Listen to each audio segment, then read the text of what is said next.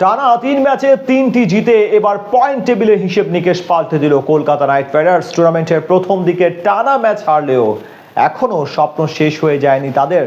সামনে একটা সমীকরণ মেলাতে পারলে উঠে যেতে পারে প্লে অফে। 3 ম্যাচ জিতে দারুণভাবে কামব্যাক করেছে ফ্র্যাঞ্চাইজিটি আইপিএল এর শেষ চারে উঠতে। তবে কি এমন সমীকরণ মেলাতে হবে কলকাতাকে, সেটা নিয়ে বিস্তারিত এই রিপোর্টে।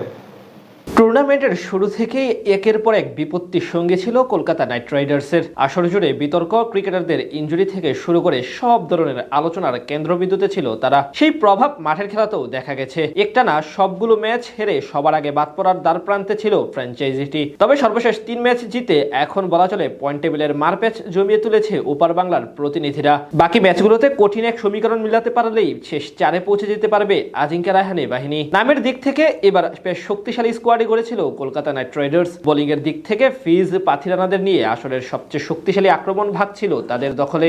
কিন্তু টুর্নামেন্ট শুরুর ঠিক আগ মুহূর্তে একাধিক ক্রিকেটারের ইনজুরি অনেকটা পথে নামিয়ে দিয়েছে তাদের। সিজনের প্রথম 6 ম্যাচের 5টিতে হেরেছে তারা। সেখানে বোলারদের পারফরমেন্স ছিল পুরোপুরি প্রশ্নবিদ্ধ। বর্তমানে 8 ম্যাচ খেলে নাইট রাইডার্সের পয়েন্ট 7। শেষ 3 ম্যাচে তারা হারিয়েছে Rajasthan Royals, Lucknow super giant এবং সানরাইজার্স হায়দ্রাবাদকে। এর আগে একটি ম্যাচ বৃষ্টির কারণে পরিত্যক্ত হয়েছিল। বর্তমানে কেকেআর এর নিচে আছে মুম্বাই এবং লখনৌ। তাদের পয়েন্ট যথাক্রমে 6 এবং 4। এখান থেকে তাদের প্লে অফে খেলা অনেকটা অবিশ্বাস্য। সিজনে কলকাতার ম্যাচ বাকি আছে এখনো 5টি।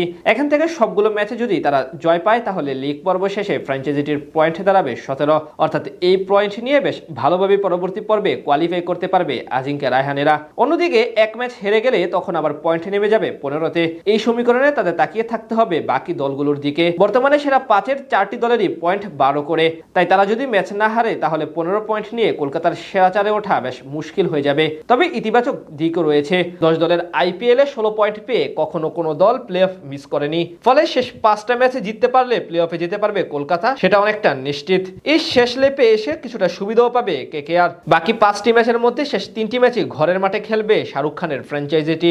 এই 3টি ম্যাচ হবে মুম্বাই ইন্ডিয়ান্স, গুজরাট টাইটান্স ও দিল্লি ক্যাপিটালসের বিপক্ষে। বাকি দুটো ম্যাচ অর্থাৎ আরসিবি ও দিল্লি ক্যাপিটালসের বিপক্ষে এওয়ে ভেন্যুতে খেলবে নাইট রাইডার্সরা। ইতিহাসও রয়েছে কেকেআর এর অনুকূলে। 2014 ও 2021 সালে প্রথম 7 ম্যাচের 2টি জয় নিয়েও প্লে অফে পৌঁছেছিল তারা। তাই এবারও দুরন্ত কামব্যাকের আশায় নাইট রাইডার্স সমর্থকরা। তাছাড়া ধীরে ধীরে ফর্মে ফিরতে শুরু করেছে ক্রিকেটাররা। ব্যাটাররা যেমন প্রত্যাশা অনুযায়ী পারফরমেন্স করছে, তেমনি বোলাররাও আস্থার প্রতিদান দিয়েছেন শেষ বেলায় এসে। এখন বাকি ম্যাচগুলোতে প্রয়োজন এই ধারা অব্যাহত রাখা। এই মুহূর্তে 9 ম্যাচে সর্বোচ্চ 13 পয়েন্ট নিয়ে একেবারে শীর্ষে আছে পাঞ্জাব কিংস। 2 ও 3 নম্বরে আছে রয়্যাল চ্যালেঞ্জার্স বেঙ্গালুরু এবং সানরাইজার্স হায়দ্রাবাদ। একটানা সবগুলো ম্যাচ হেরে সবার আগে বাদ পড়ার দ্বার প্রান্তে ছিল ফ্র্যাঞ্চাইজিটি। তবে সর্বশেষ 3 ম্যাচ জিতে এখন বলা চলে পয়েন্ট টেবিলের মারপ্যাচ জমিয়ে তুলেছে ওপার বাংলার প্রতিনিধিরা।